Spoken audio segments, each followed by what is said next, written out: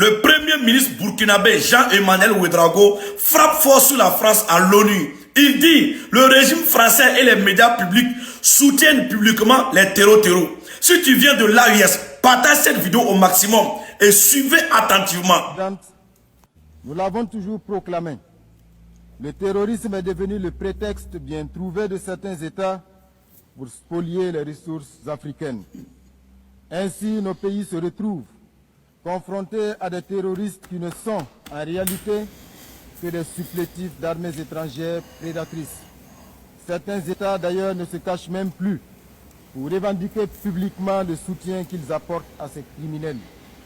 C'est le cas de la France, du régime Macron, dont les médias publics, en plus de la désinformation quotidienne, sont devenus des relais de la communication des criminels, auteurs d'attaques lâches et barbares perpétrées contre de paisibles citoyens.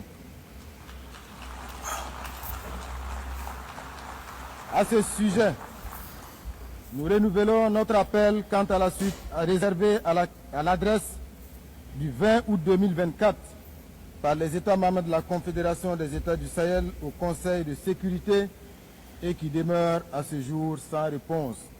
Ce silence persistant ajoute au discrédit de l'institution et laisse planer le doute sur une complaisance implicite. Plus inquiétant encore, certains membres du Conseil de sécurité continuent de piétiner la résolution 1373, pourtant contraignante, qui impose la répression du financement du terrorisme, le renforcement des contrôles frontaliers et une coopération internationale accrue.